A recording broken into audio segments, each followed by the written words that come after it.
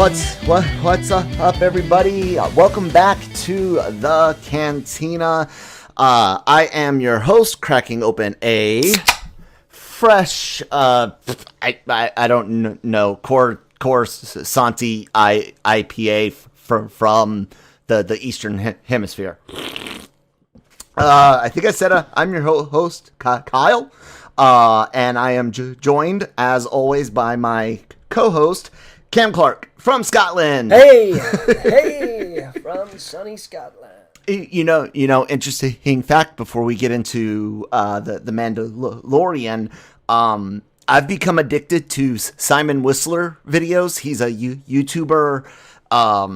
Has like 10 different channels. Biographics, geographics, mega projects, side projects. Today I found out, just to name a few, right? Like, he is legitimately the epitome of a professional YouTuber, and it was something that I just learned about Scotland. There it is. I got it. The Scottish National Monument. Your guys is like 10 Roman columns and some steps sitting out in the middle of nowhere. I learned about that from Simon Whistler. What's it called? You guys call it something else, but its official name when it was started, it was going to be the Scottish National Monument. And it's a grouping of it was going to be like built in classical Roman style, like the Gotcha. columns and stuff. Yeah.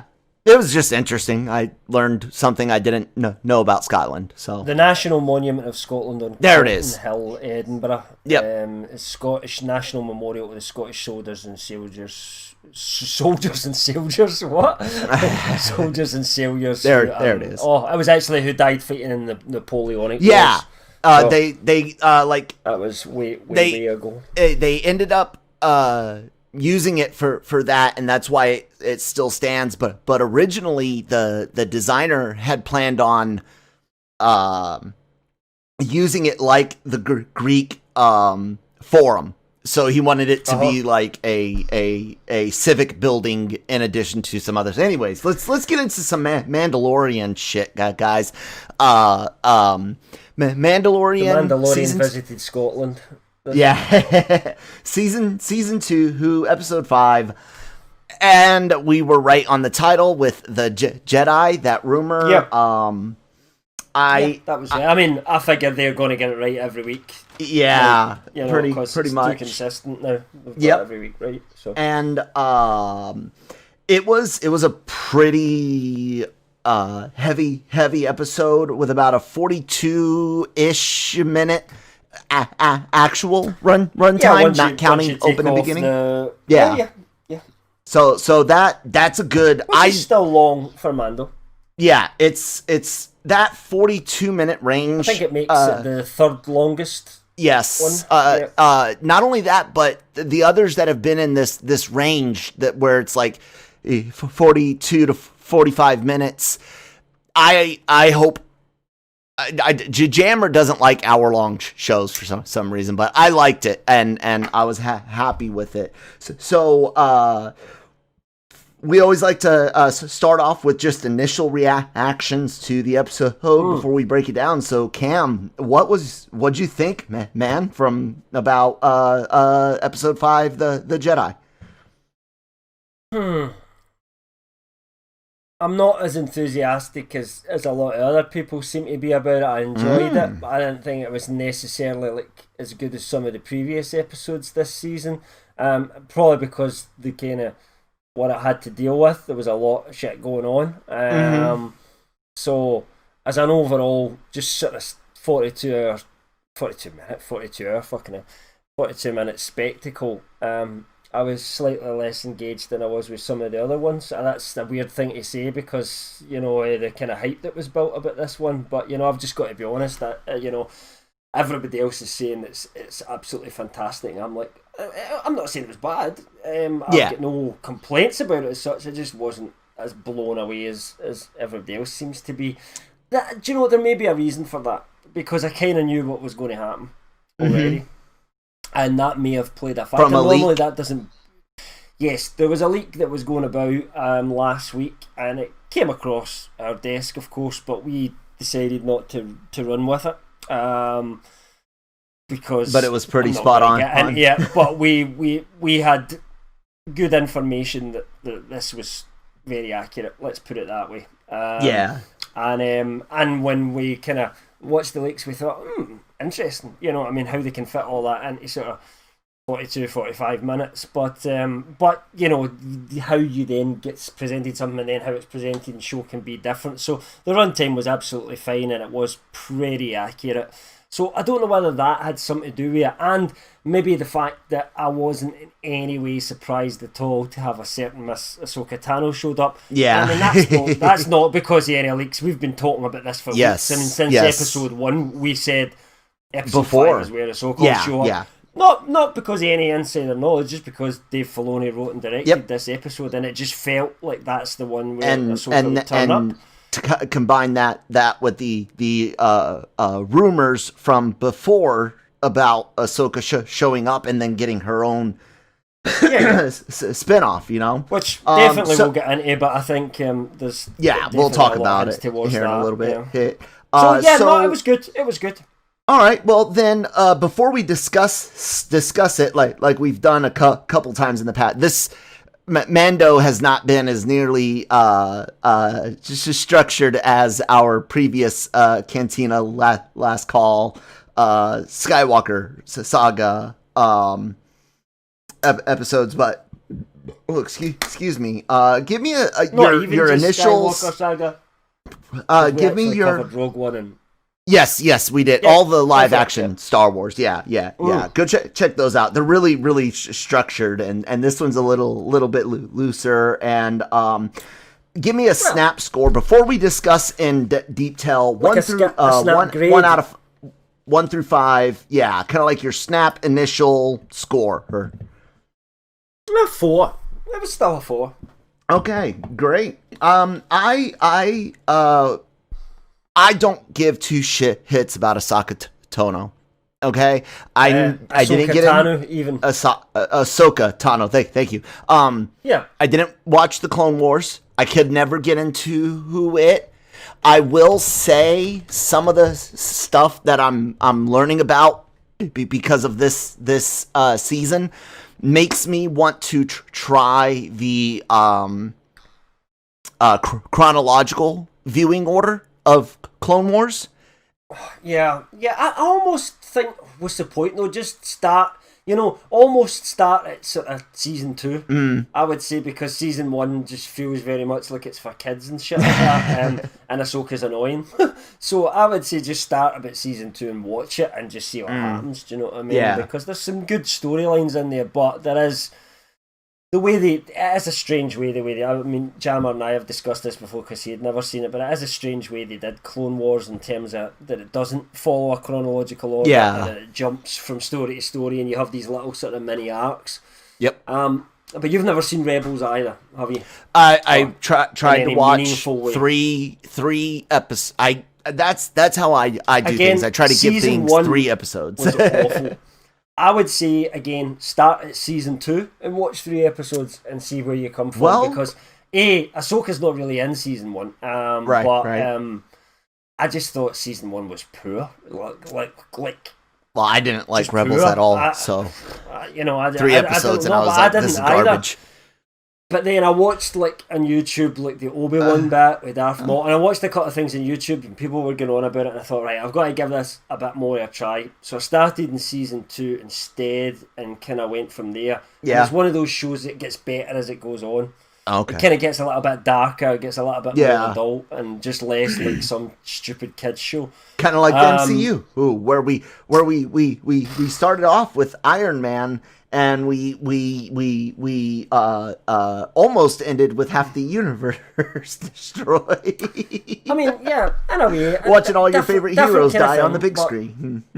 Different kind of thing, but yeah, it's that as the show goes on, people sometimes people become grow more up creative and become more ambitious, and the MCU's done that, and I think Filoni's stuff did that both in Clone Wars and and Rebels, and and where we are now in the Mandalorian is kind of, I think, him hitting his peak in some ways at the moment, possibly. I think he's still got a little bit to learn about live action. I actually thought, as much as there's a lot, I'm going to give a lot of praise to Filoni as director this week in terms of how he did, how he Easter egged a lot of Star Wars history stuff in there, and the Japanese influence was really, really strong in terms of sort of Yojimbo and all the kind of Kurosawa movies. So he gets kudos for that, but at the same time, last week's, I actually just enjoyed the punchiness of it and the way Weathers kind of put it all together a little bit more than the way Filoni did it. And I can, but it's a different feeling this week as well. So you have to account for that. It's not supposed to be tonally the same as what it was last week. Right. And like I said, I thought there were some legitimately badass moments that were a lot of fun. Action scenes, lore heavy in my mind. My initial reaction is, like I said, I liked it. I'm with you. I think it's a 4. Obviously, the Clone Wars Rebels fans, the Ahsoka fans, yes, of course, that's going to give them just her showing. And I will say, I was surprised. She's the first thing you see, almost. You know. I think all the fans were. I was reading some online stuff today, and I think everyone was surprised the way it just kind of starts off with, rather than being some big reveal. But and actually, we'll get into that like in a second. Yeah. So I too give it a 4. But what I liked about this is it once again showed that LRM and others.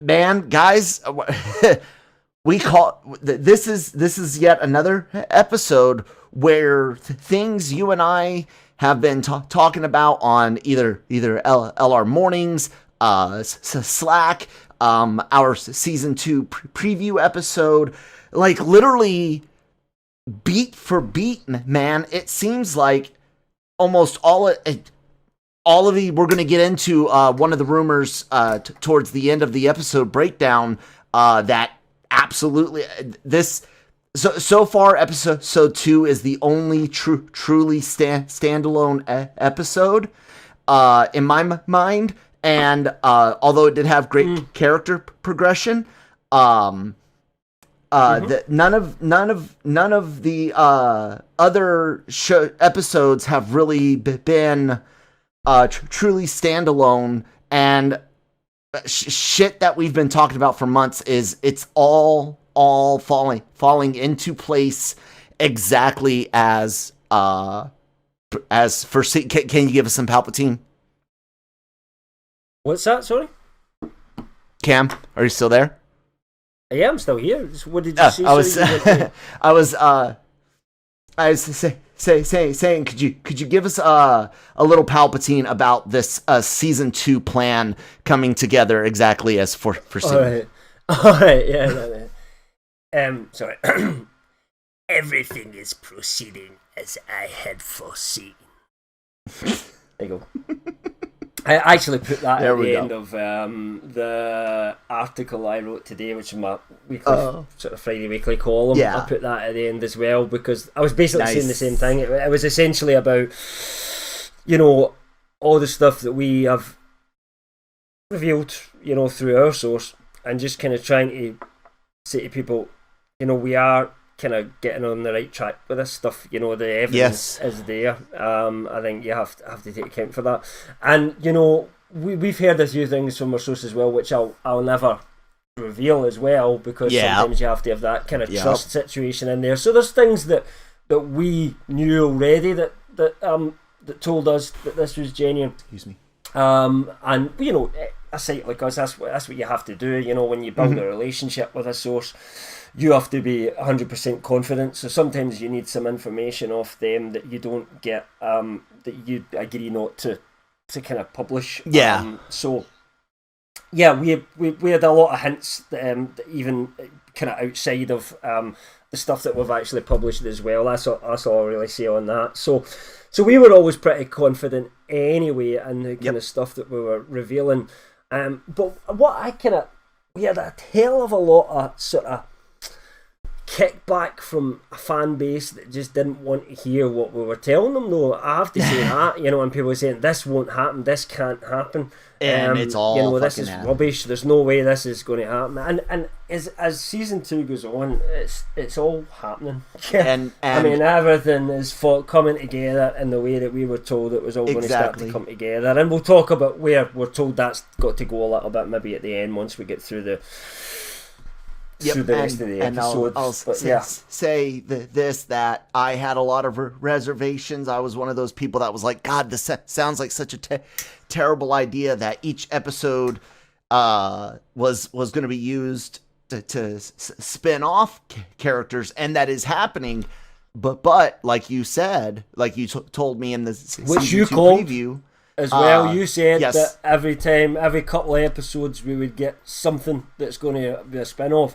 Yep. And so far, just to point out who we've had so far, we've had Boba Fett, we've had Bo-Katan, and we've got Ahsoka Tano, and we've basically heard that all three of them, with Cara Dune as well, would be getting spin-off shows. So you make up your own mind. This was all before we even knew officially. Yep, you can go back and listen was to even in the equation. You can go listen to our season 2 preview where we discussed what we knew and what we theorized. Episode 1 was out. Yeah.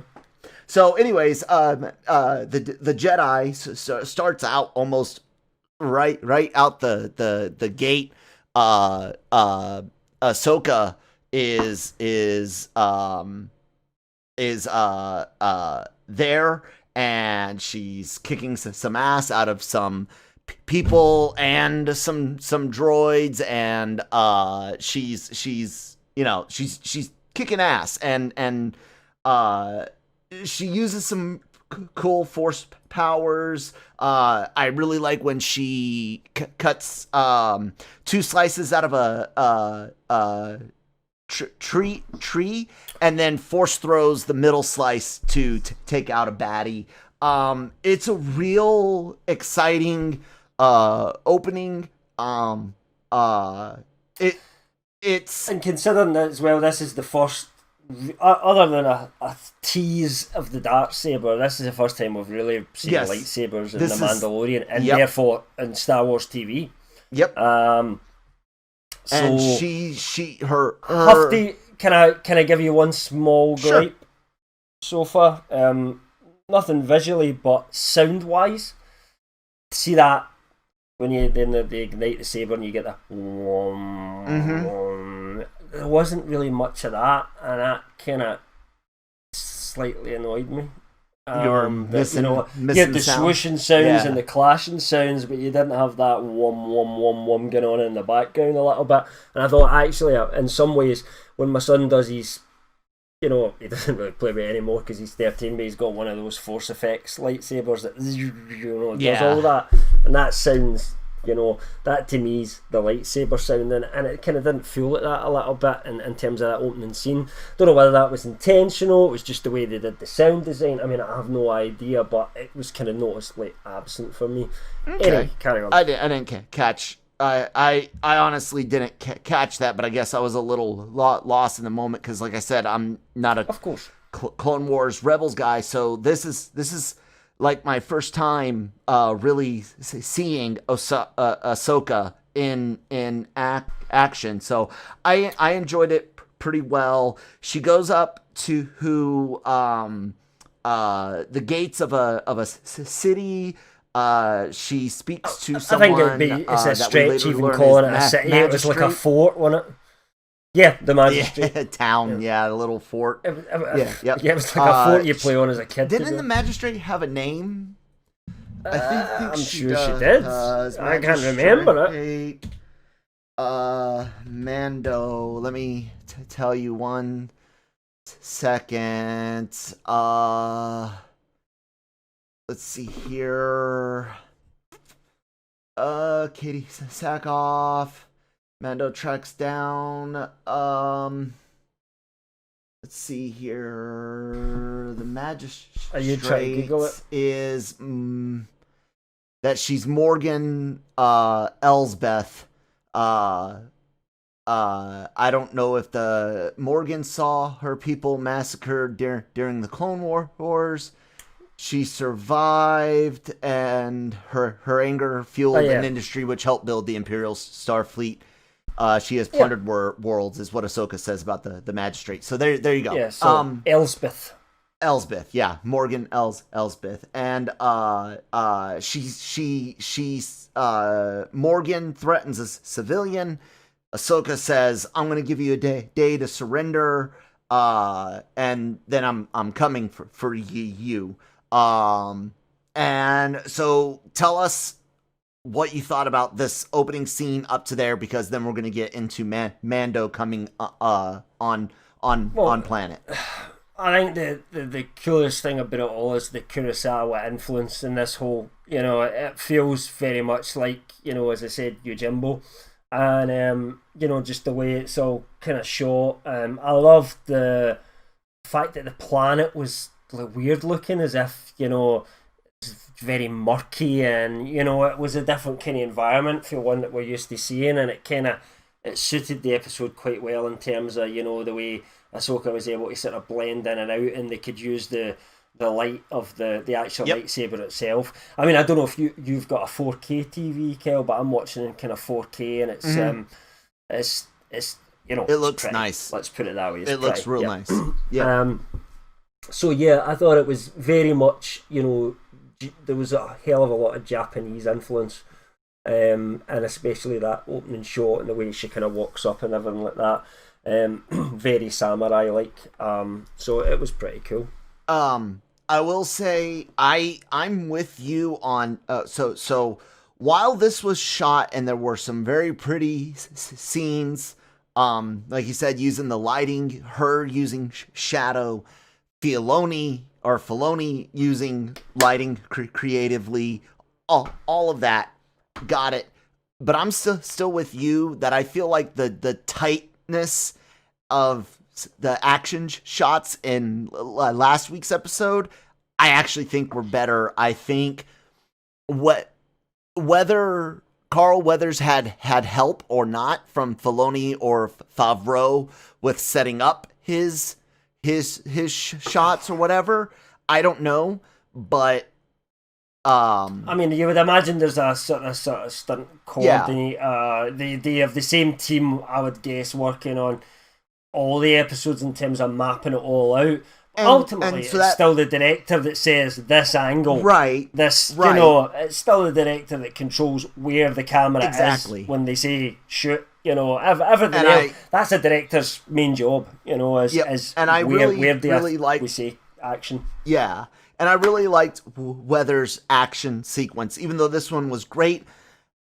I give a little bit of an edge to Weathers, and like I said, he may have had help because which is it's a strange thing to say, but maybe not. No one would have predicted that, would they? No one. But and this is why I say maybe he had some help. I'm wondering if there are, because there of course there's all sorts of concept art that goes into these, and storyboarding and shit before the first. Oh yeah, it'll all be storyboarded right before you even get the cameras. Exactly. So I'm wondering if Filoni and Favreau have specific episodes that are, while they give the director the leeway they can, I'm wondering if Filoni and Favreau have said, hey, even though you're directing this episode has to have this look and feel, but put your own twist on it. That would be a discursive sort of process that happens before you get there. Maybe and which stuff I think changing would happen on site, in any film, but when you're working with different directors, and episodes, it's not the kind of show. Yep. This isn't a 23 season episode no. where it's like get in, turn it around, and get back out again. Yep. So they do have that time to plan an episode in advance, maybe almost in isolation of each other, but Filoni and Favreau overseeing the whole thing, but then they're all kind of working on their own a little bit. We genuinely don't know that. That's maybe something that is kind of getting a little bit too technical. Maybe. Either way, I think we both agree about stuff like that. And I don't think that will be a popular opinion amongst the fans, because I'm hearing a lot of people say this was their favourite ever. But as you said at the start, I think a lot of that is the fact that they just went gaga for Ahsoka. Yep. So let's carry on. Excuse me. Mando shows up into the system. He's got the child. And tells the child to go get in his seat, because they're gonna start the landing process. We get some moments where we see the child's gonna use the Force to get his favorite part of the ship, the little ball on the lever, and he does. Which I like to call the littlest Death Star. Oh, you like, because it's got that equator bit. I keep expecting because you got.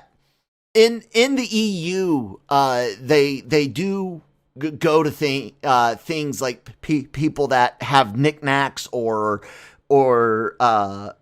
souvenirs like we do, and actually I could see people selling Death Star keychains and shit in this galaxy as a joke. Well, maybe now, yeah. Maybe now that the Empire's been defeated, not back during the no, trilogy, but now because it was all a years secret later, wasn't it? Exactly, and so you see that ball haul, and it's got that equator line, and I keep expecting it to be some custom ship piece that he bought. He's just banged it on the top of his gear stick, basically. And you know what? If I were flying the Razor Crest and I did have a Death Star, I would constantly, as I'm flying, my thumb would be in the super laser. I know it would be constantly just fiddling with it. Anyways, the child does that. They land. He goes to the fort.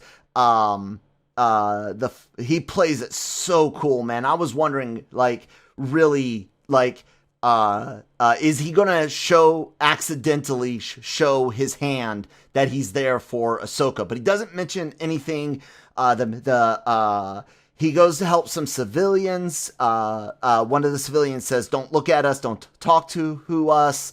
And then Mando goes sees the magistrate. She's got a spear of pure Beskar.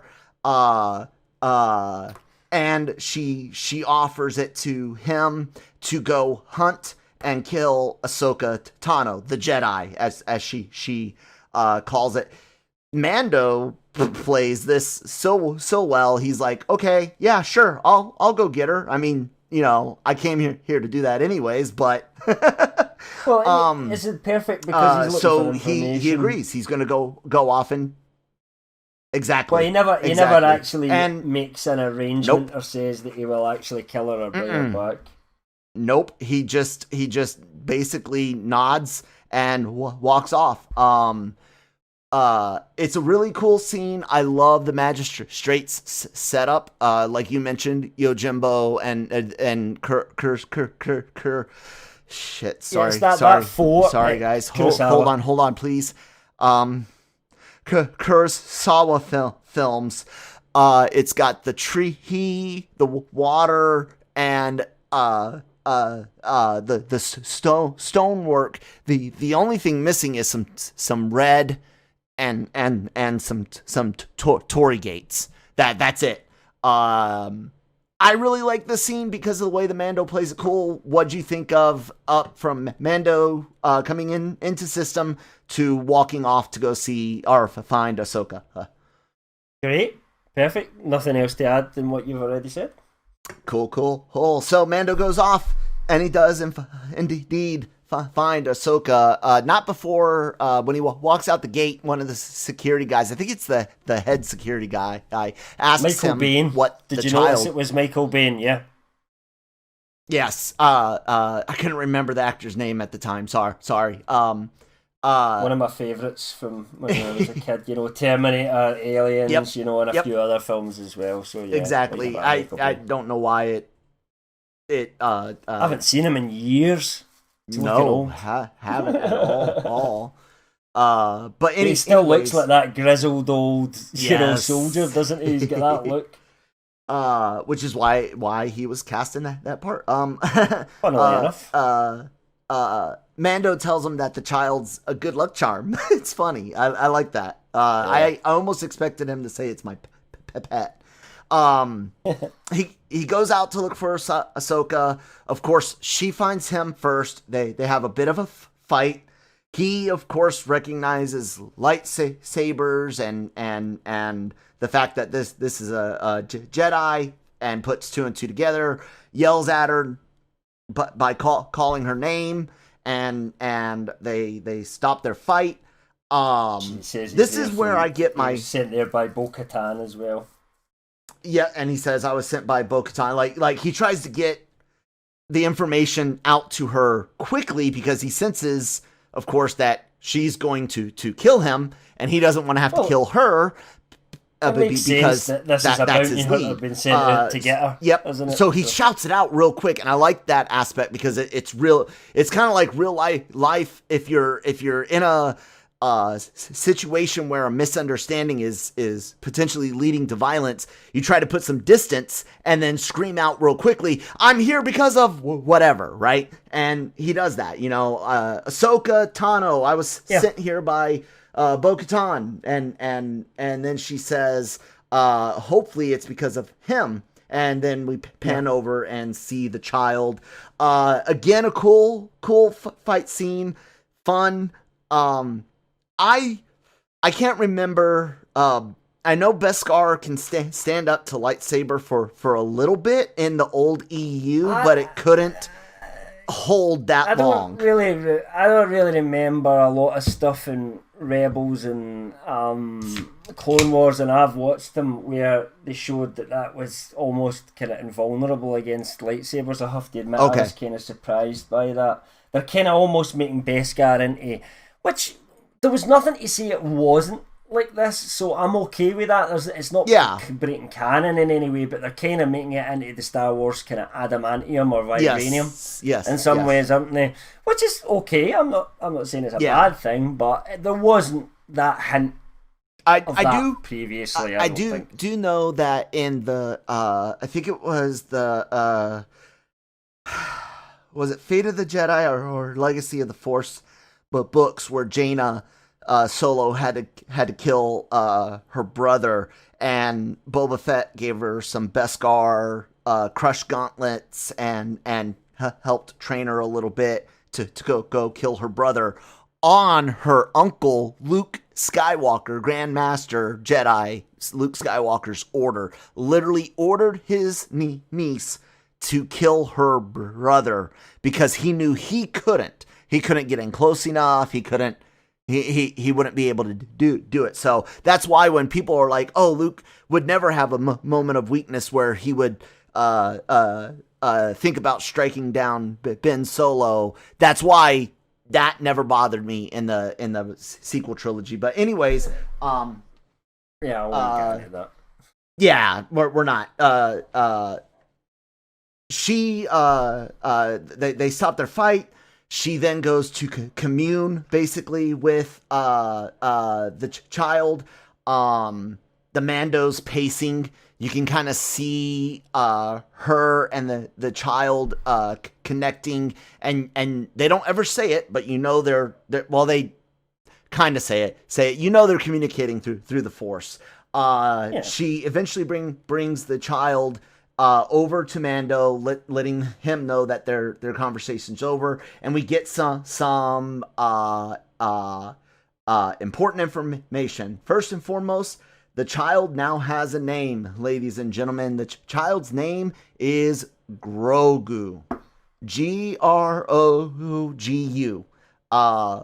Grogu was actually at the Jedi Temple on Coruscant, but was whisked away at some point at the rise of the Empire.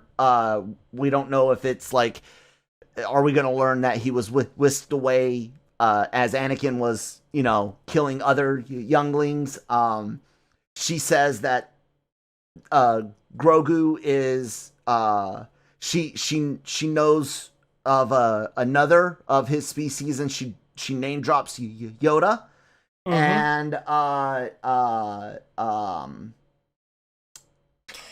just want to point out in that a few fans did say, but that's, she should have also said Yaddle as well. Just bear in mind the ages we're talking about here. Ahsoka wasn't really, she'd have been like a very young child during the Phantom Menace. She's younger than Anakin, so there's no hint that she would have potentially. And everybody knows Yoda. Everybody knows Yoda, exactly, and she had direct dealings with him, so very, very different. Exactly. So I'm going to stop here before we get to the part where she says we're going to test tomorrow. Tell me what you thought about the communication, the information, the name, everything up before they decide to rest for the night. Well, I was slightly more impressed with how they did this than the way it was presented in the leaks, because in the leaks it sounded like this just big, massively long exposition scene, and I almost had visions of flashbacks being in there and all sorts of stuff, and I just thought, I'm not sure if I like the idea of that. Actually, the way it was done was quite minimalistic. Yes. And as little was said as possible, and I kind of liked the way they did that. It might be massively revealing for us, but is it really that surprising? Like, I've heard some fans say, this is horrible. Grogu is a horrible name, and they should have just left him being nameless. How many? That almost objectifies the character as a non-sentient being and just as a prop or a pet or something like that, rather than a proper character. If that was a human being, you would never think, I wish they'd just never found a name for them or anything like that. So I find that quite strange. I always thought we would get a name at some point. Yeah. And you and I theorised that it was going to happen at some point, that we were going to get the name of the character, or he would be named in some way, and I think we also thought it was a pretty good time it would come in season 2. And just another thing that we both thought might happen this year is a first word or something like that. Yep. And I think I wouldn't be surprised if things go that way just now. So yeah, it makes sense. I actually expected this is an old character. It's a 50-year-old character. It was trained in, since basically. Yes, she said he trained under many masters, she says, specifically. Which is what younglings do. Yes. Do you know what I mean? Because there's a rotating group of... Yeah. You would imagine he was a youngling for a little bit longer than most, maybe because he's sort of aging process. And it's been a long time since the Clone Wars by that point as well. You've got to remember that. So he was taken away for some reason, 30 years ago, roughly at that point? Yeah, roughly. Yep. And I wonder if those guys that were protecting him from the guild in the very, very first episode from season 1, I'm wondering if we're going to learn of any attachment to groups like Danny Yen's character from Rogue One. I forget what they were called. The Keepers of the Wills or Guardians of the Wills or whatever. Guardians of the Wills. Yeah. I'm wondering if we're gonna see some stuff like that. I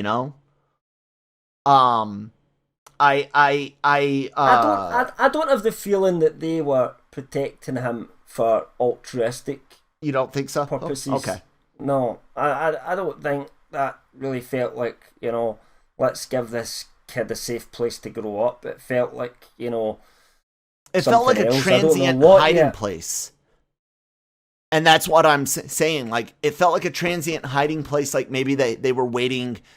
Maybe they had a Jedi set to come and pick him up all or something. I don't know. The Civil War. Yeah. And the 20 years leading up to the Civil War as well, when it was completely dominated by the Empire, and Vader and all these Inquisitors were actively hunting down Jedi. And this kid's managed to somehow survive through all that. he had to have help. So I suppose had to. Well, that's the mystery now, is who rescued them from the Jedi Temple. That's a mystery now that we don't know the answer to. I've already heard some fans theorising that it could be like a Mace Windu thing. I'm not so sure about that. I don't want that. I've heard the Mace Windu thing, and I don't want him showing up at all. I really do. I really don't. I don't know. No. Anyway, ways. So yeah. Any last words on the nighttime and the information that we learn? Okay. So we carry on. She decides to test Grogu in the morning. And she wants him to float a rock to her. He just drops the rock. He doesn't want to use his powers. And then she asks the Mandalorian to help out. And Mando holds the rock and is asking Grogu to take the rock, and he doesn't. And then he pulls out the little silver ball from the which that was a nice touch. I like very much so. Yeah. It shows again, and just like his pacing, and you know, and this is all headcanon, of course, because I don't know if anybody gave Mando or Pascal this direction, but while he's pacing, he's giving them distance, and you can see that, but he's not letting them out of his sight, and he's planning. If she runs this way, I'll do that. If she grabs the child, I'll do that. Very much. He's planning very much because he is now a protector at that point. He's a dad. He is a dad. 100%. We saw it in episode 2, and I mentioned it in our coverage because you and I are fathers too. And when our kids were toddlers and we were getting them in and out of the car, if they walked around the corner and we didn't see them, you have that moment of sheer panic, even though it's almost impossible for them to have gotten too far in a matter of 2 seconds. But there's that panic. You scream out their name, and then you look around either the front or the back of the car. There they are. Everything's good. He had that moment in episode 2, and it just continues. And that's a very father or parental, not just dad, but parental thing to do. Go like, this kid doesn't fucking like rocks, but he loves this ball. Hey kid, pull the ball, get it out of my hand. He does it. Grogu does it. It works out. But Ahsoka tells Mando some bad news that Grogu has lost some of his power because he hasn't been using it. I don't know if I really like that idea. I don't remember that so much from the EU. People, losing the ability to any natural skill someone has, if you don't develop it, there's Elseworld stories where Luke doesn't go on his journey, and there's some strange stuff happening to him, but he never develops it, so it never kind of goes anywhere. I think the idea here is that there's some sort of regression happened within Grogu. I don't like the idea of the regression. They talk about almost a PTSD type thing. That I can kind of whereas buy. he's kind of blocking sort of certain memories out. Yeah. So it's possible that Grogu is less of an infant than we maybe have previously labelled him as. He's because probably he has more like a 10, 11-year-old child. As well. And maybe, see, that's what I was thinking, almost like a X-23 or whatever it is from Logan, just that much bad shit happened to them that they're just uncommunicative and they don't talk anymore. But that's not how she explained it. But I like your explanation better than hers, because hers makes it sound like just straight up atrophy. And while yes, natural talents can go away to a degree if you don't practice, but when you're naturally talented versus learning something the hard way, let's say, for lack of a better phrase, it's always easier for the person with the natural talent to get back to where they were than if somebody that taught themselves a skill and then stopped for a couple of years. Because think of the discipline that you have to go through to teach yourself something in the first place. That requires a lot of, to get to a proficient level and something, requires a lot of mental discipline. It does. And you would fall back on that mental discipline, whereas somebody naturally gifted doesn't have the mental discipline yet, and therefore is less resilient in how they've constructed themselves. Maybe some people. Yeah, but anyways, it's like that muscle memory thing.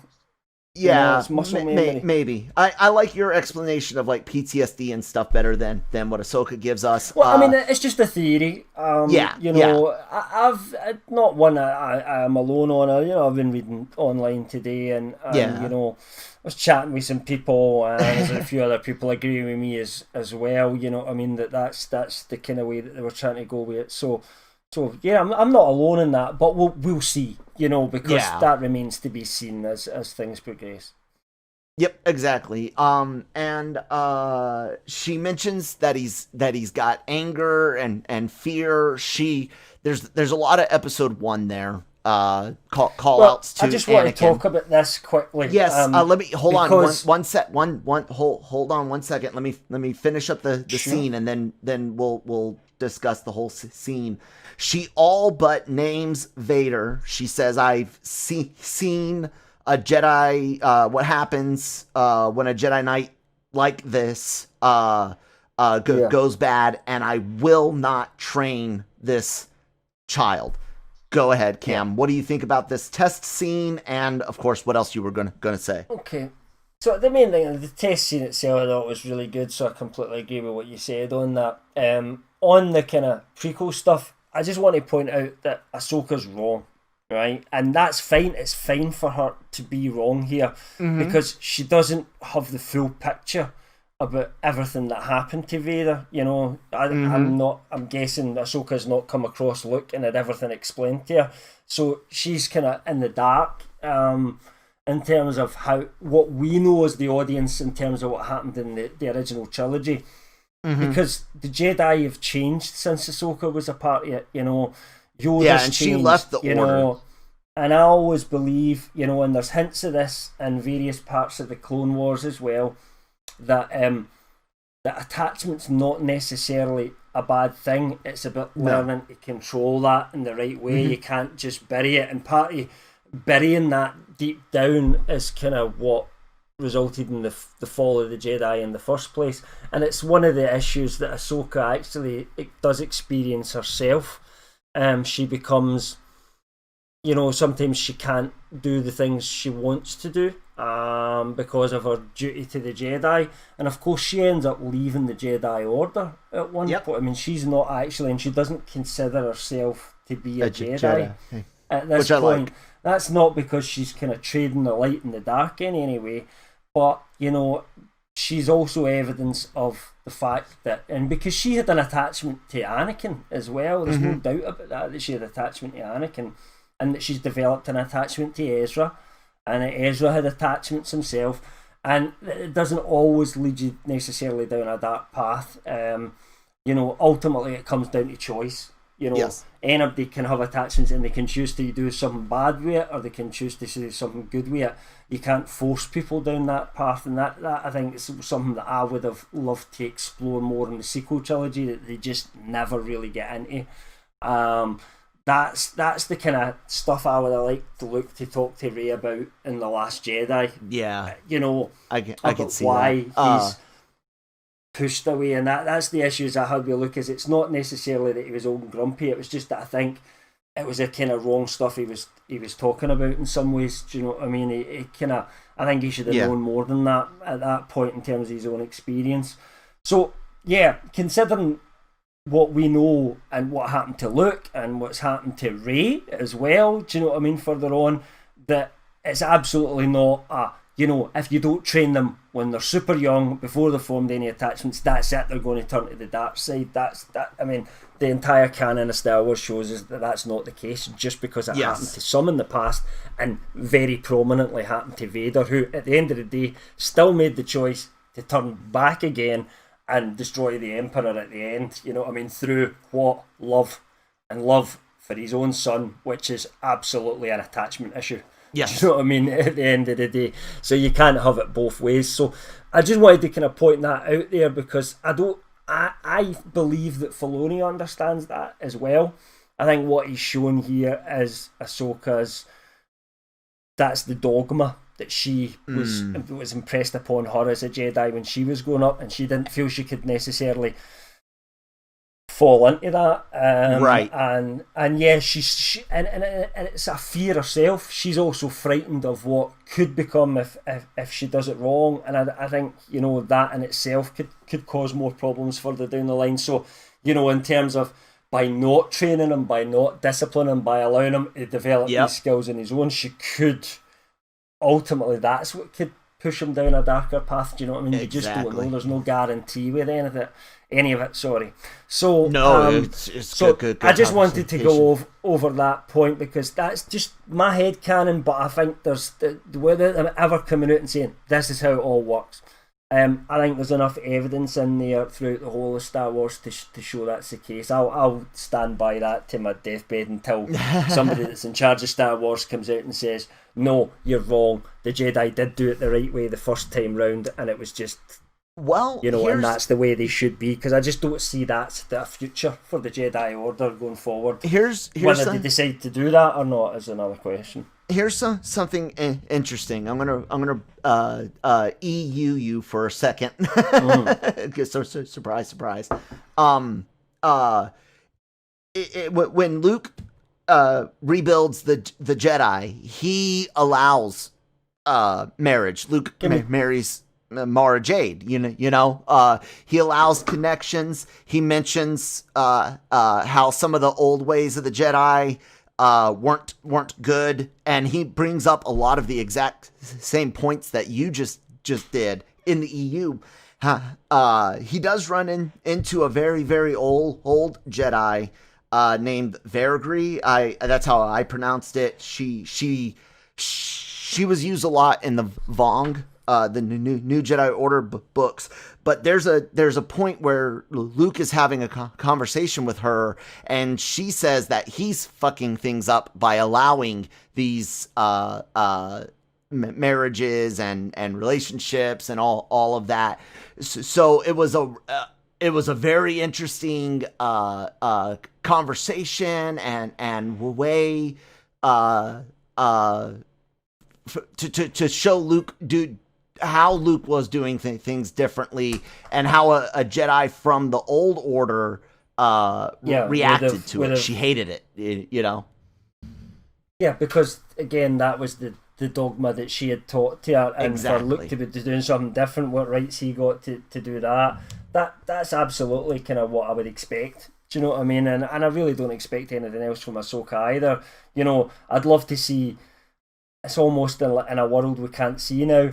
You know, I would have loved to seen Ahsoka develop after she had met Luke and learned a lot about what happened, and, you know, almost being able to kind of excuse the guilt she felt and everything like that over everything that happened with Vader. You know, and the two of them could have become quite close, but of course, no sign of Ahsoka anywhere near the sequel trilogy, and with what happened to Luke, it doesn't look like that's the way things are going to go. No. But in an alternate universe, as I've always said, when Disney bought Lucasfilm, see if they'd started off with just Rogue One and then The Mandalorian and even Solo to a degree, but hadn't done a sequel trilogy and said, let's take our time before we do this. Do you know what I mean? Yeah. Now, in hindsight, they would have lost Carrie Fisher, but, you know, no one could have known that at the time. That's you know, just a sad tragedy, whatever way you look at it. But I almost feel like if they had, you know, if The Mandalorian was first, I would have been, and we talked about this a while ago, I would have been excited to see where a sequel trilogy could have eventually went with all these characters. But what we got, it's a completely different kettle of fish. Yeah. But there you go. Well, let's any other things to say about the training or anything like that? Do you wish she dropped Anakin's name, or are you happy that? No, I don't. I don't think. I don't. There's no need for that. Mando doesn't know who that is. No, She feels I would guilt over actually, it. I would disagree. I would wager that Mando's at least in his time heard the name Darth Vader, because he was. Oh yes, Darth Vader. So yeah, I would imagine he'd heard the Darth Vader. I thought you meant Anakin Skywalker. Well, that maybe she had said he became, and I don't think that would be public knowledge. Luke wouldn't have went out there and said, "So guys, yeah, that's true. You've won the rebellion." Well, she knows. Luke was far too humble for that. I would imagine even the rebels themselves won't necessarily fully know what happened in the Death Star, because Luke wouldn't want to. He's not looking for thanks and well done. Yeah. That's not the type of character he is. He would just disappear and let them all think he just wasn't there, and it was the victory that they won, and they killed the Emperor when they blew up the Death Star. Mm-hmm. He would just let them believe that. He wouldn't necessarily maybe Leia a different story. Leia and Han a different story. Of course, he would have told his friends the real story, but especially his sister, a little obviously. Different, but yeah, I just don't see that being necessarily a big public knowledge that there was this guy Luke Skywalker who defeated the Emperor and brought Vader back in. So I just don't think Ahsoka would be aware of any of that. She does know Anakin became Vader. She might not know about Luke, but she knows for a fact. But I mean, she doesn't know that he was redeemed at the other end or anything. I don't know if it's canon or not, but the rebellion. Definitely after Luke blew up the first Death Star, the rebellion, they used him as a propaganda, and I think it's canon 100%. Because of the comics that I've read. So it's possible, and his last name is Skywalker, so it is possible Ahsoka does know about Luke by now. It's possible. Luke won't go out about Luke Skywalker. Yeah, Luke himself isn't going to brag, but like you said, Han, Leia, other rebels, hero worship, all that. Anyways, let's carry on. Ahsoka and Mando. Mando tells Ahsoka that he was sent by the magistrate to kill her. They decide to work together instead and go take on the fort. Although Ahsoka does kind of lie to him at this point as well. What do you mean? He says, I'll help you if you train the child. Well, she does help him. She does help. We'll get there. They go with their plan, which starts with Ahsoka killing some people, doing some more badass lightsaber looks. Again, everything here looks great. I want to say Ahsoka, they made her from animation to real life.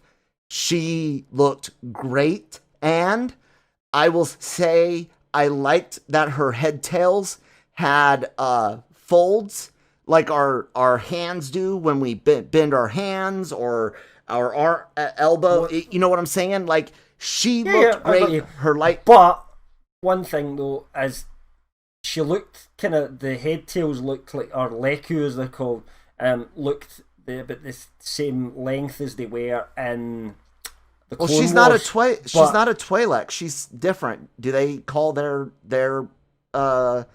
head tails leku too? Is she not a Twi'lek? She's not a Twi'lek. She's got a third thing in the back. What is Ahsoka Tano race? Species. She's Togruta. And however, the point is they were longer in Rebels. Yes. When she grew older, and then they seem to have shortened a bit for live action. A couple of fans pointed that out. Maybe they looked. It's no biggie. Maybe they just couldn't get it to work with the costume. Possibly, or things like that. Or maybe the head tails reached their max length when she was younger, which looked longer on a smaller body, and now that she's all grown up, you know what I'm saying? She was fully grown by the time Rebels. We see. Was she? Okay. Rebels, so. There goes my theory then. Anyways, she does a good job. Her job is to distract and pull security away, so Mando can go help free the prisoners. She does this by, like I said, she attacks the front gate, gets in, and then she throws down the Mando's shoulder pad with his signet on it, and the magistrate and a couple of security retreat to her sanctum that we described earlier with the tree and the water and stuff. Again, very Japanese. When the security guys all go after Ahsoka, which tactically, yes, but tactically that was horrible. Those security guys have no idea what to do in an urban setting, and it's obvious because Ahsoka kills them all. Yeah, but there's nothing to say those are particularly competent. Yeah. You know, at the end of the day, they've been dealing with the droids and stuff were like that. So. The droids were fairly competent because one almost but someone her, programs them. Yeah. And tells them. Mando comes in, kills a couple of baddies. The civilian that he saw earlier comes out, and they free the prisoners. And then Ahsoka goes after the magistrate, and Mando basically stands guard outside. Mm-hmm. It's a great moment when what's the actor's name again? What is his character? Michael Biehn. Yeah, what is his character's name? I don't know if his character name was mentioned at all in the show. Let's see. Think it was. Let me see. Michael Biehn, actor, her. No, that's definitely not. There's a lot Lang. Lang. That's Lang. his name. Okay. I've Anyways, Wikipedia. he stands out. He stands out with the Mando. He's like, you threw in with the Jedi. Mando says it looks like it.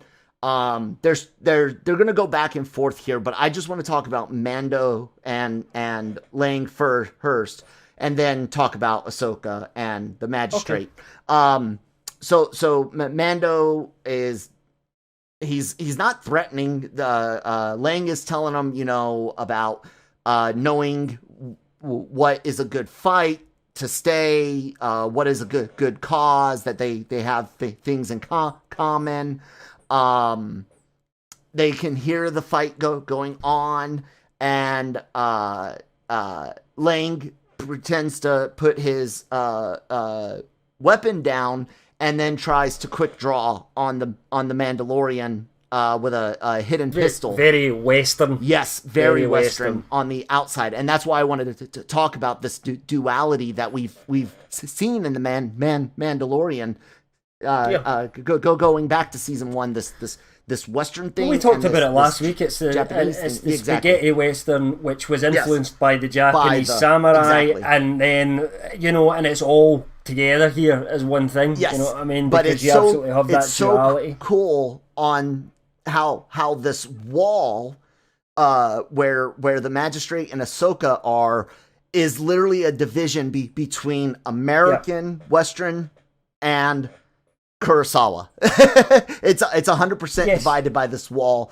Mando kills Lang, of course, and what did you think about the Mando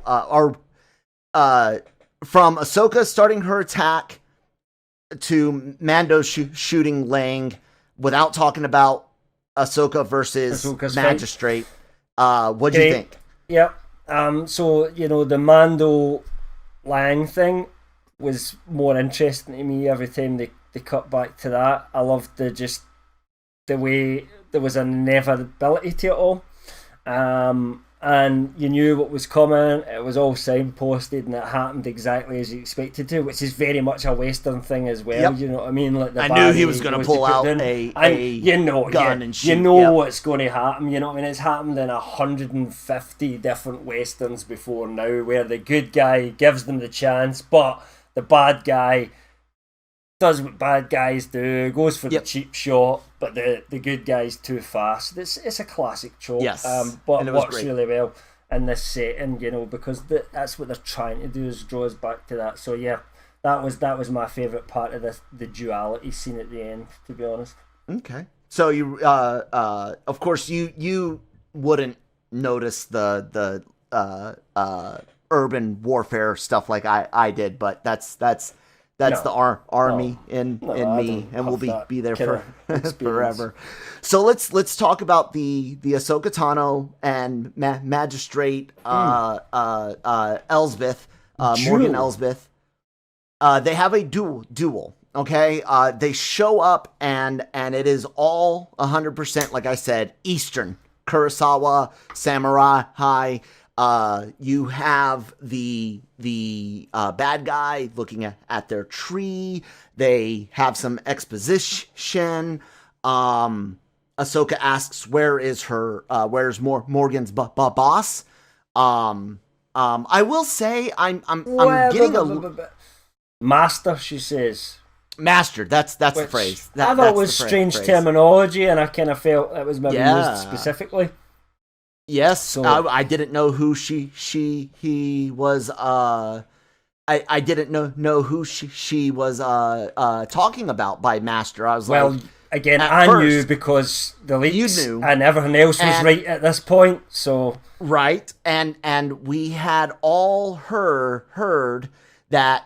I mean, you discussed it, and this is where we get the spin off that Ahsoka is out looking for Ezra, which she does name drop, and the master phrase threw me off because I expected her to just, ask where's the admiral or something like that, and let us know from the get-go that it was going to be Thrawn.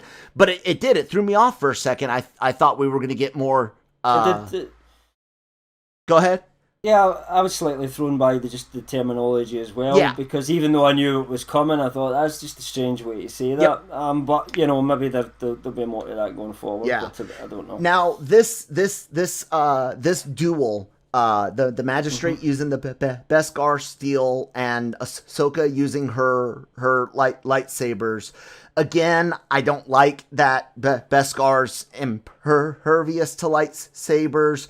We've seen too many things from some of those battle droids in the prequels to those electro staffs, stormtroopers and Phasma used in the sequels.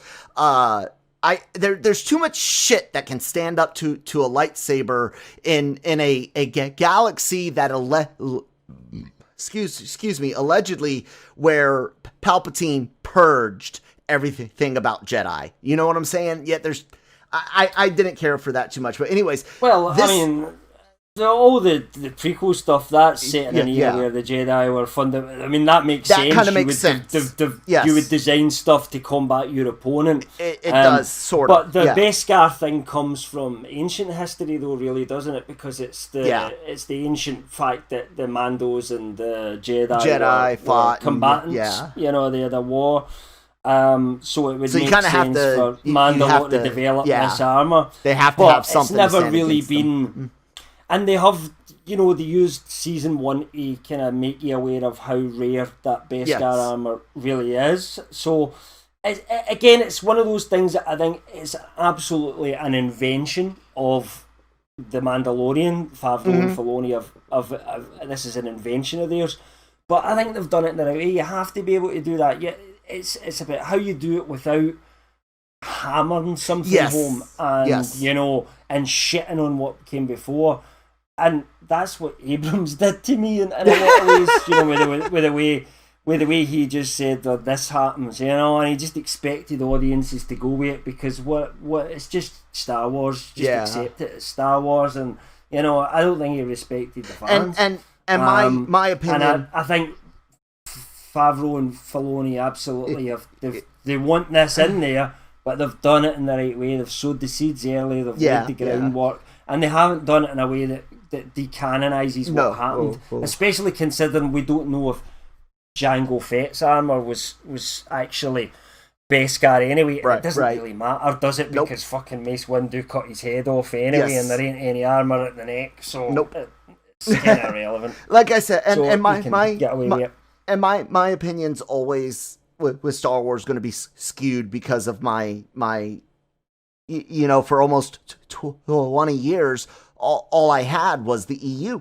So anyways, this duel is straight out of a samurai film. They stare each other down. They use very deliberate attacks. They probe each other's defenses. It doesn't even look like Ahsoka's using the Force at all. This literally looks like a fight between two warriors. That's my You one disagree? criticism of it. No, I agree with you completely, and it's my one criticism of it. I don't see why Ahsoka didn't. I think it lasted a little bit too long for me. I just don't see how some non-force wielding person that was using a Beskar pole could have lasted that long. At first, I thought Ahsoka's almost toying with her, but I think when she lost when she lost one lightsaber, she should have finished it really quick after that. Fast, as if like enough fucking about. Let's end this. Yep, and she could have at any point just picked her off the ground with the Force, pushed her over, grabbed the Beskar pole out her hand. I almost wanted it to kind of. I think that would have been better end. She's played with her long enough. She just says enough of this and just holds out her hand. The Beskar pole flies straight into her hand, and then she puts the lightsaber up as if to say, "Right, I've played long enough." That would have been cooler to me. That would have been way cool. And just ending it cool. That 30 seconds earlier. But I do agree that would be cooler. But this all went down. I told my wife as we were watching it, I was like, I feel like I'm playing Ghosts of Tsushima, because it goes down all the same. When you have a duel I with haven't played it, but I understand. Okay, good. I fucking loved it. While your idea is better, I did like this, and I could see there wasn't enough of a world building for us to look at this as Ahsoka saying, "Okay, you're a warrior, I'm a warrior. Let's fight fair." No. It reminded me. There didn't seem to be a reason for that. But it kind of reminded me of Captain America, Winter Soldier, when Cap is fighting. What's his name? The UFC fighter played him. But I don't know his real name, but the character Batroc the Leaper. There you go, Batroc. He can fight a little bit. Yeah, he says, and Cap kind of almost, says, "Okay, let's see what you got." Yep. And I kind of looked at uses any of his powers. Yep, I kind of looked at this as that Cap drops the shield, takes off his helmet, and they go at it, that warrior could have to been warrior. what they were aiming for. However, I think that works for the Captain America character more than it does the Ahsoka Tano character. And I agree. Because that's just not the Jedi way, really. But she's not a Jedi. Like to I know, but they don't feel the need to impress anyone or massage their own ego in any way. Yeah, and the fact that again they didn't build up a reason for her to not use the Force with this lady. Well, I suppose they didn't in Winter Soldier either, but no, that was just Cap being Cap being Cap. Cap being Cap. Okay, yeah, I'll fight you one-on-one. Man to man. I won't even use all my strength. But anyways, during the fight, she's still asking about the Master. She finally drops Thrawn's name, Ezra's name. She loses a lightsaber, but in the end, she forces the magistrate to drop the spear, and wins the duel. At that point is where, on the other side of the wall, back on the western side of things, that's when the shootout happens after Lang says, "It sounds like you win." And it's perfect. All it needed is for Mando to put his helmet up and he's got a little cigar in it. And he just strikes a match off his face and goes, you know what I mean? and says something whippy. Yeah. So the battle's over. The civilian that Mando had helped, we find out, was the former leader of this little fort, this little town, because they put a robe back on him. Now I gotta go back and look, but the white and green flags that they were flying, I swear to God, it almost looked like the 3-leaf symbol for Mandalore. It almost did. I never noticed that, so that's something I gotta go back and I've only actually watched this episode once so far. Yeah, but do you know the symbol that I'm talking about? It looks like a. I mean, I know the Mandalorian one. You mean? Yeah. I don't know. I didn't notice it in the I gotta double check, but I could be completely wrong. But it looked similar. Okay. So we talked about the duel while we were describing it. But any other words or any other critiques on it? No, just other than that.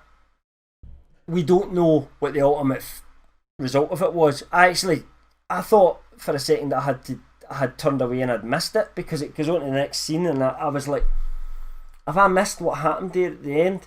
And I rewound it and watched that little bit again, and it doesn't, because she's, you don't know whether she answered her, you don't know whether she killed her, but you would assume Ahsoka wouldn't just kill her in person, she would make her a prisoner or something like that. Yeah. But they just left that completely hanging. We don't know what the result of that was. So that's interesting. And again, I think that's a hint that Ahsoka's story is going to be told elsewhere. Yes, that it proves the rumor that she's looking for Ezra, and that Ezra is somewhere with Thrawn. Or you don't bring Ezra's Rosario Dawson and cast her as a live action Ahsoka to appear in one episode of The Mandalorian. No, and I still think she's kind of coming back at the end. She's getting. I don't know about that, actually. I'm not sure of whether Maybe. They will. I don't know if that's the way they're going with this. But I would be gargantuanly surprised if she did. We don't get an Ahsoka after spin-off. It's happening. After seeing this episode, I still think there's a chance we see her come to Mando's aid somehow, some way. Maybe Grogu calls out to her or something like that. I don't know. But or if we suspected the child gets kidnapped by by Gideon, he could go to Ahsoka looking for help. Yep. Yes, exactly. And although would he know where she is? That's the thing, though, because I don't imagine she stays on that planet now. She's got either the information she wants or not. Right, and that's why in the season 2 preview podcast, I had said at the end, I think Mando's going to collect his companions and go after Gideon. Yeah. And that I thought at the very end Ahsoka would come in, save the day, and agree to take the child. But now we know that she's not going to take the child because of what happens next. And I think there's a lot of clear hints about to where things are going as well, in terms of the duels that are going to come, because we thought with Ahsoka maybe fight Gideon with a dartsaber, but I think that's what the Beskar pole's there for. Yeah. Because there's going to be a battle, there's going to be a lightsaber battle, but it's going to be Mando using that Beskar staff versus Gideon using the lightsaber. And unlike Ahsoka, I'm assuming Gideon doesn't have any force powers, so it's going to be a more fair fight. You know what I mean? Yeah. So I don't see a duel between Ahsoka and Gideon happening, because I just felt that's too one-sided. I never felt that would go anywhere. I didn't think it would be like a dark saber lightsaber duel. Like, I really thought she would be like a last second, like the 11th hour type, come in, save the day, and that would be the end of the season 2, and she would take the child. But that's obviously not going to happen. Grogu is on his way. Ahsoka like you said, we don't know what she did with Elsbeth, with Morgan. But Ahsoka does give Mando the spear. He said he didn't finish the job. She says it doesn't matter. It belongs to the Mandalorians. He says, okay, let me go get Grogu to give to you.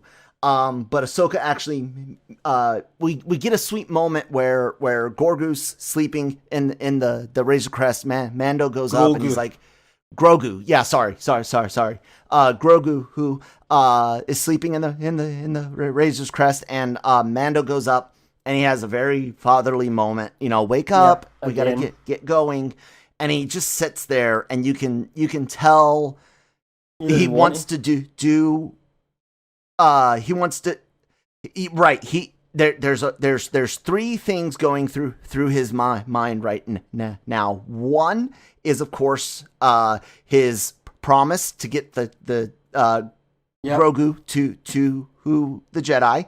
Number two going through his mind is that Ahsoka might not be the right Jedi, but she could get him to another Jedi, or should I go find another Jedi myself? That's another thing going through his mind. And of course, the last thing going through his mind is, God damn it, I love this kid.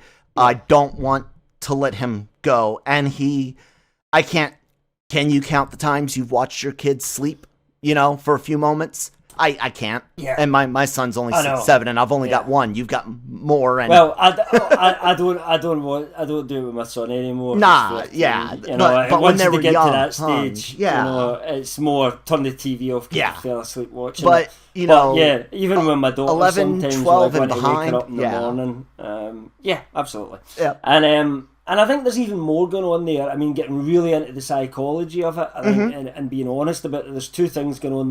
There's Mando weighing what's best for Grogu, and then there's also his selfishness, which we all have as parents. We had kids because we wanted to have kids. You like having kids. There's that connection and that love, and there's a selfishness to that, and almost you want to keep them for yourself. Yes, and part of them growing up is learning when to extend the reins and when to push them off, and ultimately at some point they become adults and they're away on their own making their own decisions, and all you can do is support them when they're needed. It's that cycle that you're going through, and Mando is not at that point yet. He's at that point where it's a younger child, and it's almost like a bad parents. He loves his son, but he thinks, am I the right person? Is this the right environment for my son to grow up in? Would it be better, even though I love him and I don't want to leave him? Would it be, it's that very adult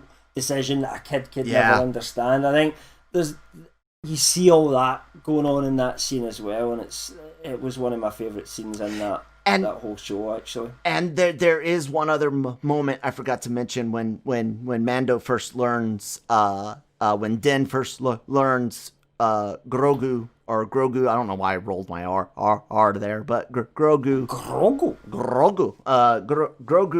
See, fuck Grogu. When he says the name, and the way the way Grogu looks up at him, like, yay, you know my name, Daddy. You know my name now. Cool. Yeah. I like that. And just yeah. And obviously the next bit is when they go back and Ahsoka says, okay, we can. You're gonna take the child to Tython. Yeah, where there's an ancient sight stone or seeing stone. Seeing stone. She says, place Grogu there, and Grogu will get it to make the choice himself. And then she tells the Mandalorian that Grogu thinks of him as his father. She says that, which is great. And further character development. And there's also a moment when she says that, when he's there, when Grogu reaches out, perhaps another Jedi might feel him. Yep. As well. And And you said you heard something during this scene. Yes, the Luke sort of Force theme plays at this point. The twin, a little bit. Is it the bit from the twin sons? Yeah. Yep. Yeah. I got to go back and listen for that. And it's just a little bit, but then it was like they do it so subtly. It's like you had to really listen to hear Snoke's stuff. Like last time, like I thought, I catch the music right with these things. It's just one of the ways my brain works. So the music, the score of something is really, really important to me. Yes, me too. Because I've been because I don't want to forget it. I have been saying since season 1, just talking on Slack with you guys, that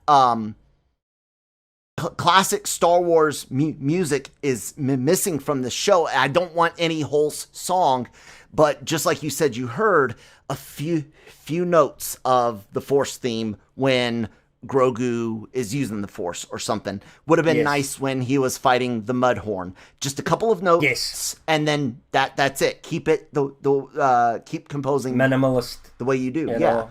So I want to go back and hear that because I've been waiting 13 episodes for for that. It is blink and you'll miss it, but what a lot of fans now think is, does this mean Luke Skywalker's going to show up? Is Luke going to be the one that you know, is there some end game at some point where de-aged sort of Mark Hamill takes Grogu away to be one of his pupils?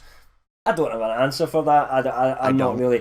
What I would say is it doesn't seem. What then happened to him after that? Then I would be left with another, question, and all I would want to do is have a series where it's like Luke training young Jedis and what happened to Ben Solo and all that sort of stuff, and I just don't think they'll ever be brave enough to go there. I do think a Jedi might come out. Maybe one of Luke's first students, like Luke sends him to go get the child. Maybe, rather than honestly, right? Because Mark Hamill said he hated getting in shape for the sequel trilogy.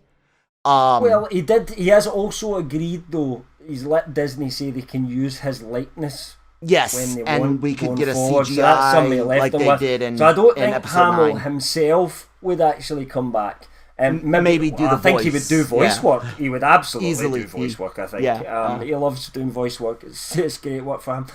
But I don't think... I think it would be like a stunt actor or, an actor with some kind of de-aged look face maybe on it or something like that. I know a lot of the fans that have said this before are saying like, oh, get Sebastian Stan. And Mark Hamill's actually given his blessing to, if you want to use Sebastian Stan... Go for it. Yeah. I'm all for it. Go for it. Don't worry about me. But I'm not sure if that would ever happen. To be fair, that you would only do that if you were going to go somewhere with it. If you were actually going to use the character ongoing. If it's just going to be for like one scene, you would just go for the whole de-aged Leia thing that they did and all that for Rogue One. They could absolutely do that for Luke. We've seen the technology used by Disney umpteen times before. But I mean, they even use it in The Last Jedi a little bit. You know what I mean? When they show the flashbacks to kind of Luke when he was a bit younger. Yeah. So I still don't think it's going to end up being Luke. And honestly, I'm changing my prediction for the final episode where I said Ahsoka's going to take him. Of course, I said she's not now, obviously. But there's a moment where she's talking about Grogu making that choice and telling Mando about how Grogu looks at him as dad. She has a moment where Grogu definitely sent her a feeling, a message, or something, and she smiles. She smiles right before they walk away. I think Grogu's already made his decision, and I think Grogu's going to hang out with Mandalorian going into season 3. I think I'll agree with you on that now. I don't see some sort of resolution happening to that story. But then Esposito's recent comments that Gideon's going to be in season 3 as well. Yep. There's nothing to connect it to them without Grogu. So You know, so I definitely think this isn't a story that's going to finish up anytime soon. No. Okay, there we go. There. You guys have it. Um, Theories going forward for episode 7. Do you already know too much, or can you do some theories? I know nothing. So the leaks only cover what do you this think's going episode to alone. happen? I have genuinely no idea. I'm going to just guess that whenever Mando's going to go to Typhon, or he's going to go somewhere else first. Wherever he goes, the Empire's going to show up. Gideon's going to show up. I think it's going to be because we know heavy. that they've been tracking them. That's what's going to happen. I think the child's going to end up with them. I think Mando's going to be distraught and maybe have to, mount a rescue or something like that. And that's how we're going to get into the finale. I think the next 3 episodes are, I think the next one could be losing Grogu, and then the final 2 could be the kind of finale of trying to get him back. And I think in that final episode he's going to have a duel with Darksaber versus Beskar, sort of whatever you call it, staff.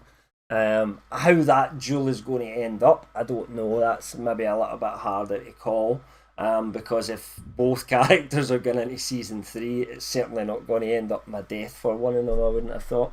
So I don't know how that's going to go. But that's as much as I'll say in terms of the specifics. I don't know how they're going to get there, who else is going to be involved. Katie Sackhoff's kind of like been as if, I'm not in it again. Sasha Banks has kind of made it seem as if she's not back in it again. But, they could be just lying, so I don't know whether characters are going to come back, or it's going to be a very kind of personal thing this time for Mando. And I wouldn't be surprised for there to be a death as well of some kind, obviously outside of the Grogu and Mando. I wouldn't be surprised if, for example, Grief Karga get killed off or something like that, you know what I mean? Just something impactful. I know they did it with QL last time around, but just, I think that's the kind of thing that sometimes just works for me when you start to actually kill off important characters. But there's not a lot of people they could kill off, and something that Dave Filoni's been accused of in the past has been he loves his characters so much that he won't give them deaths. They always get away. That has been a criticism that fans have sometimes labelled towards him, that he's dragged some characters on just a little bit too far. I don't know if that's the case or not, but it's interesting. That's the kind of adult drama that I'm looking for. Is there has to be some deaths every now and again, and actually one of my favourite parts.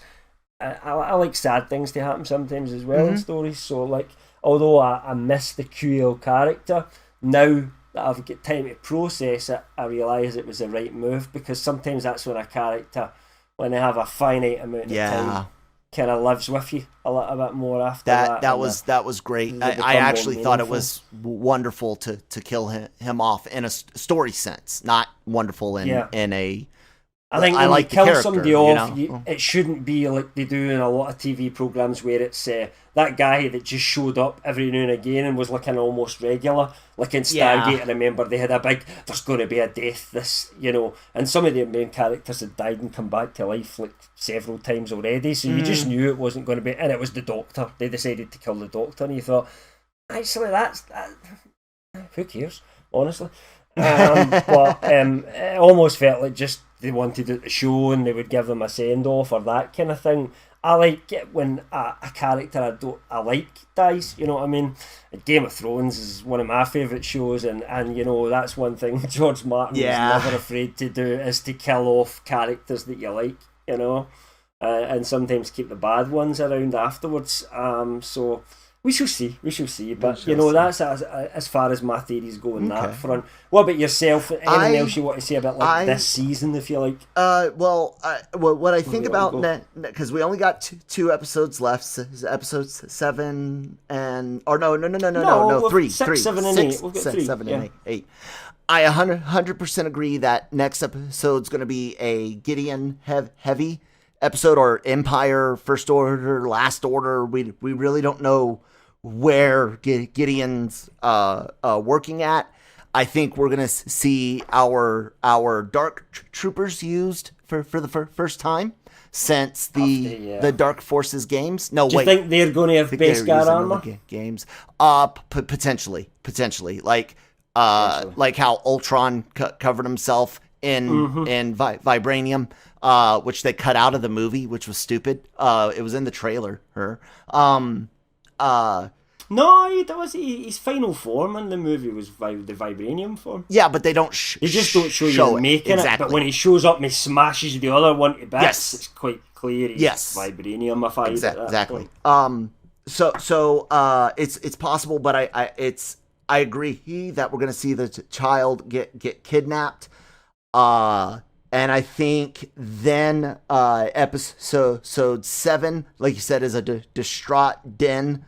And that's where I think we're going to see him go start to collect his friends again. Now, curiosity, is there any rumored character that we haven't seen yet? We saw Bo, we've seen Ahsoka, and we saw Not for this season. There's one person we know is still to show up yet, and that's Bill Burr's character again. Yeah. He which was Matt. Oh, what was his name? Mansfield. Mansfield was confirmed for season 2 before most of them that came back. So at some point, Mansfield's still got to show up this season for me. I don't know when that's going to happen, but he's not exactly going to be in friendly terms with Mando. I don't know where that's going to fit in, but I'm expecting to see Bill Burr show up at some point this season. But in terms of like big characters that are rumoured, no. I mean, there's been no hints at all of any, apart from some fake shit about like casting for Ezra. I wouldn't expect to see Ezra or Thrawn or anything actually, like that. I do expect to see them all going forward, but I don't think they're at the casting stage for those yet. I do think we will see Thrawn. I do. I honestly do. And they've just the casting under the radar. Who would you want cast as Thrawn? Because there's a big one that the fans want to see, and that's the guy who does the voice for him in Rebels. Oh, okay. Lars Mikkelsen, as it does the voice. Now, you know Lars Mikkelsen, he's Mad's brother. Right. And you know, he's what was he in recently? He's good. He's a good bad guy. He's been in Sherlock. He did House of Cards. Yeah, he was in Sherlock. Years, The Killing. He was good in Sherlock. I liked him in that. But yeah, is he the right person to be live action Thrawn? He looks a little. I mean, in some ways, I would have said 10 years ago, maybe. But yeah, I don't now. know. And honestly, I'll tell you what. I'm gonna leave a note of cast Thrawn for when we go over next week's, and I'll think about it more, or because you guys know. Yeah. I can't always do things off the top of my head that way. But like I said, next season, our next episode, Gideon Heavy kidnap Grogu. Episode 7 might be where Bill Burr shows up. I actually think Bill Burr's going to be one of the people Mando asks to help. Mansfield, and I don't know if Mansfield's going to say yes or no, or betray him. Why would he even know that he's around? Because he left him in that prison ship. Right, but he because those 2 X-wing pilots that let him go in episode 2, they let him go. They specifically said because you captured 2 or 3 prisoners and left them on the ship, and then you protected our in jail somewhere. Pilot. Right, so we could see Mando potentially wanting to break him out and be like, here's the deal. Maybe it's money. Maybe it's a ship. We know Mando still has the droid. That doesn't make sense to The me because Den has Mansfield's droid on the Razor Crest. Yeah, he does. But So the droid could come in handy, but Mansfield was pretty incompetent in that episode. Like, if they would have been fucked if Mando wasn't there to save their asses. Right. I think he would recruit Cara Dune a million %. Absolutely. Or Bo-Katan before he goes anywhere near Mansfield. But I just, it's just a feeling and a theory, and and those are the things I'm pointing to. What the X-wing pilots said, the fact that they made a point of the droid. They're showing those guys too much to make me believe they won't be involved in some way as well. I wonder if the New Republic might end up getting involved in whatever Gideon's up to. Do you know what I mean? It might be. Well, they say that they're overnumbered at some point, and then the New Republic show up, because at the end of the day, in terms of military force at this point in the timeline, Gideon's got some cool shit. But the Republic Army's far superior. They're still completely geared up. It's only 5 years after Return of the Jedi. They've probably just won the battle of Star Destroyers and all sorts of stuff. So they'll be in like full military mobilization still. So in terms of who you don't want to go up against militaristically wise, right now, it's the New Republic is the superpower of the galaxy. So that could turn things maybe, on their side in some ways, maybe getting more involved with the people of the New Republic and what they're about. I don't know if that necessarily will happen. I'm just putting it out there as a possibility. It's one thread that I feel it's been hanging, that they could just pull on a little bit more. Very, very, very interesting. We shall see. We know that Disney mentioned in a phone call earlier this year, I can't remember if it was a shareholders call or what, but they said basically that their intent, starting as early as 2022, was to basically have an alternating schedule.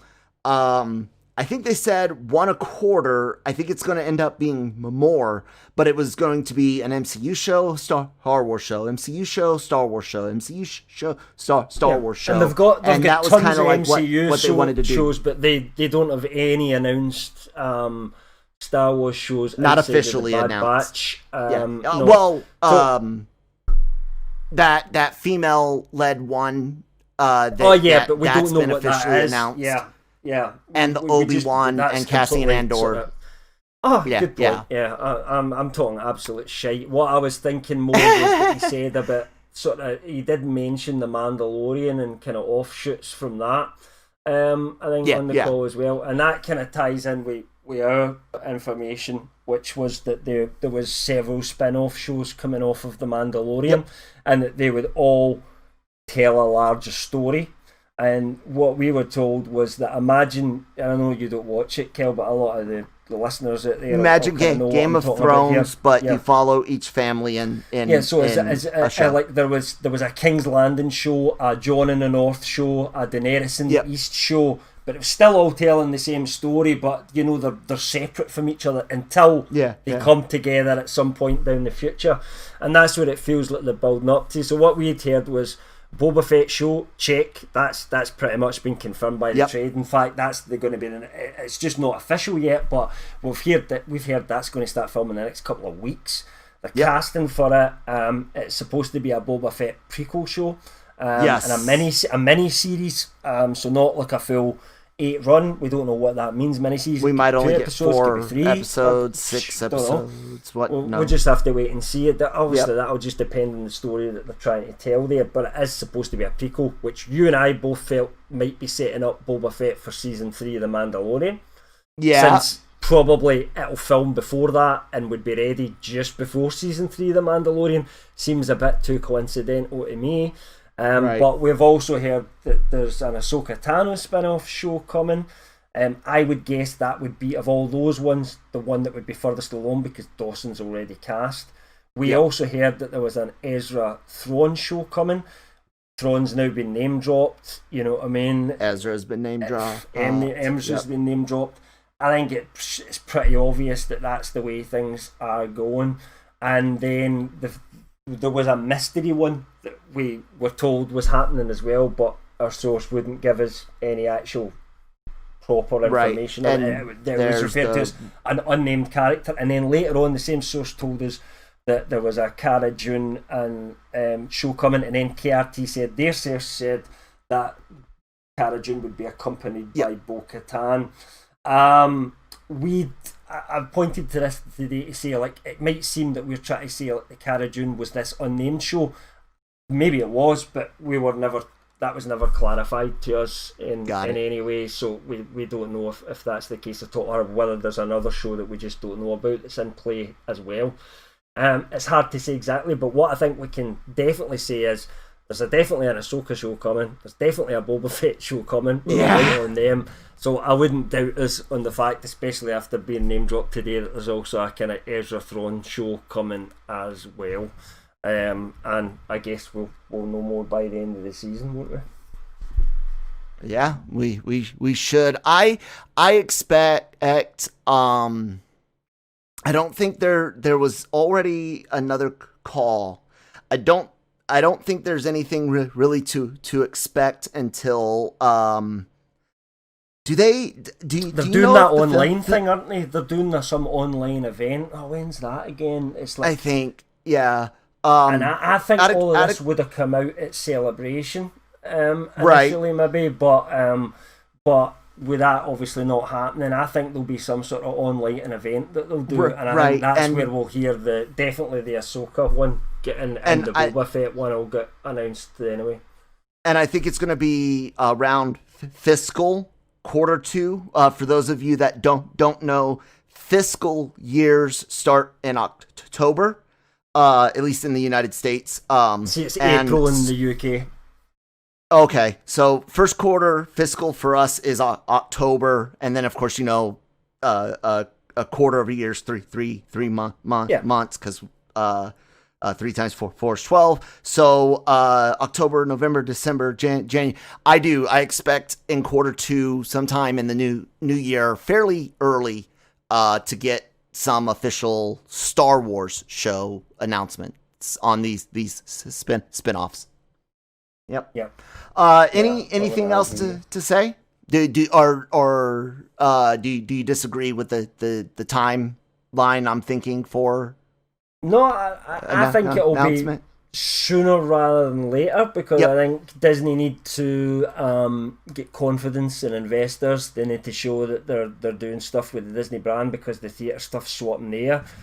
We already know so much about the MCU shows that come, and I think they want to show the same sort of confidence in what they're doing in Star Wars. So I'm expecting something soon, and I've got no reason to disagree with your theory on that. There we go.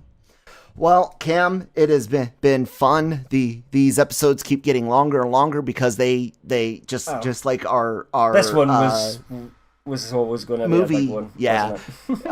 Just like our movie. If you go check out our playlist on SoundCloud for the Cantina / Last Call, you look at episode 1, it was really short, and then you get to episode 9 or 8 and 9 where we had to split them into 2 episodes because they were over 3 hours. It was the last one. It was a lot of fun. One of them pushed nearly 4 hours. I think. Yeah. It was a lot of fun though. Thank you, Cam, as always, for being here, ladies and gentlemen. Definitely continue to listen to the show. Thank you so much for listening to the show. Cam will be hosting next week, so he gets the fun job of jotting down a more notes than I do when I'm not hosting. I only write down like questions, and then when I'm hosting, I've got pages of notes and shit. I still have all the notes from our project last year leading up to episode 9, and you could see when when we were covering Empire, I had like 5 pages of notes. I've still got my Empire notes, because with Empire I printed off like certain things that I wanted to and wrote it all up, because I thought I was going to get a really good debate from Jammer, but you know, he basically just said, "Yeah, you're right. That was good. Yeah, that's great. Yeah, no queries about that." And for some reason, even after not saying anything bad about the movie at all for the entire 4-hour runtime, still doesn't think it was as good as The Last Jedi. 8 is better than why I don't know. Fuck Jammer. Anyways, ladies and gentlemen, thank you again for listening. Continue to listen next Friday for episode 7. I know we know the run times or alleged run time. What is episode 7? 32 minutes. 32 minutes. 32? 32? Yeah. Okay. So just back to the kind of standard again. So when they get this one right, I doubt they'll be wrong next week. So yeah, it was either 32 or 34. I might be slightly confused between the two, but anyway, you're looking at about a half an hour story. There you go. All right. Make sure you guys are checking out lrmonline.com every single day for all of your entertainment news, needs, and opinions. Of course, subscribe to our YouTube channel where I'm starting to put our podcasts on YouTube as well as all of the celebrity interviews, and of course our podcast network wherever you get podcasts from Spotify, SoundCloud, all of that. SoundCloud we've got set up with some really great playlists for you guys. So for those of you that travel, looking to download some things to listen to, that's perfect opportunity. Subscribe. I can't beg you guys enough to subscribe, and that helps us get more seen more, which makes the bosses happy, and when they're happy, they give us more resources to do things. So yes, please subscribe. Check out our Twitter. Follow us at LRM_exclusive. And finally, Cam, where can you be found on the wide world of webs? Twitter at LRM_Cam, and you will find me as one of the editors on the site, writing stories every weekday. My email is on the website as well, and you can contact me through the Discus, whatever way you want. But you can get a hold of me in a variety of different ways. There you go. And you guys can find me at that Kyle. At that Kyle Malone on Twitter. Thank you guys so much for listening. We will talk to you next week. Bye.